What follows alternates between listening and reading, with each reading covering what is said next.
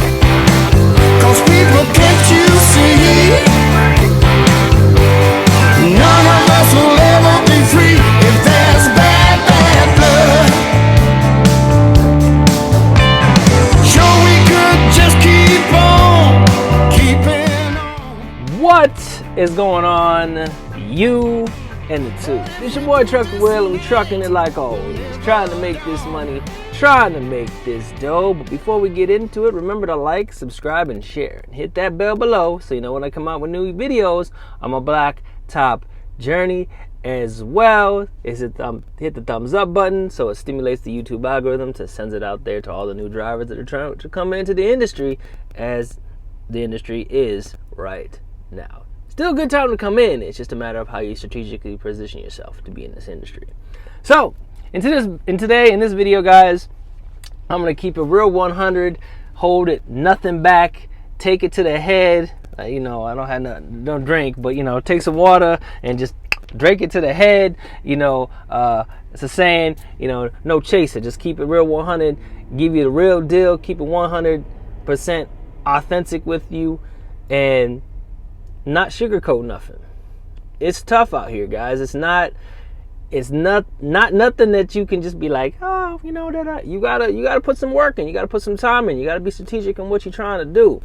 You know, I've been out here driving for 5 years, trying to give you guys some of my experiences on my blacktop journey. That's why I call it blacktop journey, because I wanted to bring things that I saw that weren't being told.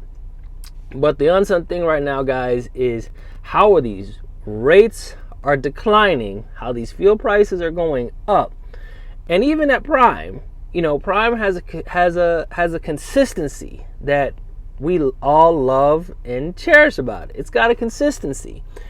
But inconsistency, sometimes there's some turbulence in your consistency. Really, you know, like, you know, none of this is Prime's fault at all. This all has to do with the economy. You know, Prime is a big company doing its things to keep loads for their drivers, keep people running, making money for their small businesses too. So it is a challenge. I'm not going to sugarcoat it for you guys. It is a challenge. Everybody can agree, you know, you can shake your head that they starting to see a little tightening of the belt. You're trying to trim the fat, I guess you could say. Trimming the fat. But, you know, it's going to get better. But in this video, guys, I'm going to talk to you guys about how my experience has been and how I've been trying to combat some of this stuff. And there's not a lot of combating, but I'm gonna put it on the glass so y'all know that I'm keeping it 100 with you. I ain't got nothing to hide. I'd rather keep it real 100 because I try to keep it 100. I ain't got no reason to hide from you guys. Tell you the truth, because you guys will succeed off of my mistakes and the things that I've messed up. That's the why I started doing this channel, to help, but also educate, but then also help so that you don't make the same mistakes that I made when you get out here. You try to go out here and get on the blacktop. So, I got my old trusty notebook. Old trusty. That's what we call her, old trusty. I don't know, isn't it weird that, us guys call our trucks, our cars, her names? I don't know. They never talk back. They never give us no issues. They always put out. They always make sure that they run. They purr. They're clean. Most of them are clean on the outside. The guys that take care of their trucks. I try to take care of mine. Try to keep her clean and together. But hey, have some comic relief, just a little bit there. All right, guys. So I'm going to give you the 5 weeks of what settlements were looking like coming to the business account. 5 weeks. This is what was being deposited. Now, one of these weeks, I will highlight it or put a little thingy by it, so you know what the week that I went home. But I know I've done this before, and I've always been able to take care of my truck payment. But this week in this freight market, it was a little bit challenging. So I'm just gonna give you the 5 weeks, no particular order. But December. Don't have the date in December, but December. This was December. $847.78, guys. November 24th, negative $958.61. That's when I went home. I'll tell you that story there in a second. November 17th, $1,467.76. November 9th, $894.13. And November 3rd, $1,445.93. Now, with all those numbers there, right? That is before taxes comes out of it. So that's just what got deposited into the bank account. And that week I went home. I came back out on a Saturday. I deadheaded from Georgia all the way to Illinois. But before I started my deadhead, I put in that I was available for a reload. Went through Tennessee, Kentucky, got into Illinois, shut down. I didn't get a load until Monday. That's just how bad the freight market is out here in the world. It's just bad. I don't know what it is. Prime can't do nothing about it. Prime's hands are tied. But I got a load eventually. It was just a little strategic of how I got it. But as you guys can see, right? Like, now you take that, you divide that by 5. Divide that by 5. This is before taxes comes out. That's an average check of $931.12, guys. That is a challenge right there, bro. Like a challenge, y'all. Like you can't. I can't make crap up like this. Prime can't make nothing up like this. Prime is still doing the dang thing. We still put money in the bank. It's not as much as we're used to, but we're still economically, guys. Like what you got to think about economically, right? Fuel prices went up. We still get our fuel discounts. We still have our contracted freight. Customers are still putting together loads the way they can, but it's not them. It's not Prime. You know who it is? It's the raw materials to put the stuff together. There's gelatin that has to be made. That comes from this place. But if they're not making product, the product can't be shipped down. There's a supply chain that's not being met. So everything is connected. And when there's a bottleneck over here, it trickles down. Diesel prices up. Okay. The stuff going over in China. Okay. Things like that are why our bottom line starts to shrink. So, the millionaires or billionaires are doing the thing. They're trying to corner the market. So one thing that Warren Buffett says is that you never want to waste a good crisis.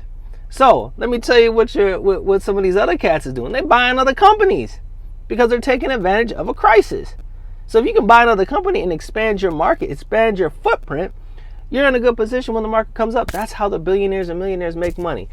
But us people that are down here, we tend to take the brunt of it. We tend to take the hit in the face, right? Our cost stays the same. Everything goes up, but our cost stays the same. So the only way that we can make more money is if our customers are charged more. So we provide a service, but when we want more money for that cost, for that service, and they don't want to pay that cost, it's like, all right, bye. We still provide a pretty decent service. You know, everybody wants to highlight, you know, on YouTube and TikTok, how bad certain things and Prime's things is going.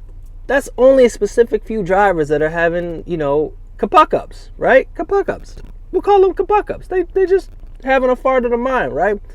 But you guys have to understand that if we out here helping each other, that would help us. But we're so, like, I don't know how many times I drive down the road, I wave at a driver, and he, like, damn. I remember back in the day, it was like, yo, what's good? You know, you ain't getting that camaraderie anymore, right? You ain't getting that. Everybody's got, like, some type of attitude. Everybody's in some type of hurry. But at the end of the day, we all out here trying to do the same thing. Like, for instance, I had a trailer, right? I was stressing about it because I picked up a trailer that the landing gear was broken on it. The landing gear handle was broken on it, right? So I called Road Assist, and I'm like, yeah. He's like, well, if you can fix it, da-da-da-da. I'm like, all right. Try to do it. The bolts is stripped. So I'm driving. I picked this trailer up in South Carolina. I'm driving, trying to find a place I can do it. One place, 8 hours. This place, da-da-da. I'm like, man. No. And then they don't have a part. So I'm like, all right. I get all the way to right around the corner from my 90. I'm in Admore. And the Loves has it. So it took it 5 minutes. Impact wrench, but it ran it on there. Like, passing the buck doesn't do anything. Take the time out, guys, to fill them reefers up. Take the time out. If the trailer needs to be repaired, repair it. Take it to a TA Loves, repair it. They're going to pay it because at the end of the day, it's a clog in our line. We need to get all the clogs in our lines free so we can have a free freight network. Our freight can come back to us so we can start pushing out and getting $3,000 and $4,000 settlements. I don't know about you, but I want to get more $2,500, $3,000 settlements. I miss those. Real talk. I know you all miss those. For real. So don't pass the buck, guys. If it needs to get fixed, get it fixed. They'll pay you to take it for your time. Chop it up with your dispatcher. He'll help you out. She'll help you out. But do that, you know, and stop passing the buck, because the person that dropped that trailer left it for me to do. And then I had to do it because I didn't want to leave it for some other driver. You know, if the trailer needs to get washed, wash the damn thing. So what if it takes some time? Wash it, because it needs to be washed. So you're not messing up another driver who may be late for his load. It all impacts us. We're all part of a system. We're all part of a big engine.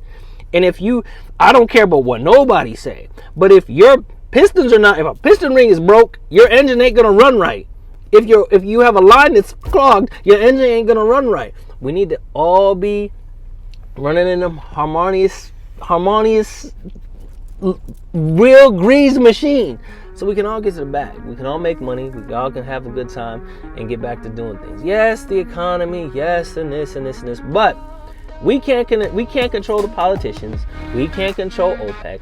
We can only control what we can control, and that's us and how we do our job and how efficiently we do our job. That's just what it is. But do me a favor, like, subscribe, share, hit the bell below so you know when I come out with new videos on my Black Time journey. Remember to be blessed, less stressed, keep the left door closed, right foot down, only when it's safe, guys. Like I always say, guys, I see you on the Black Top. Safe trucking. Keep fucking going. I know that life can be a fucking bitch sometimes. It's gonna slap you in the face. It's gonna try to throw you off track. Your mom's gonna hurt you. Your partner's gonna hurt you. Your friends are gonna hurt you. Just keep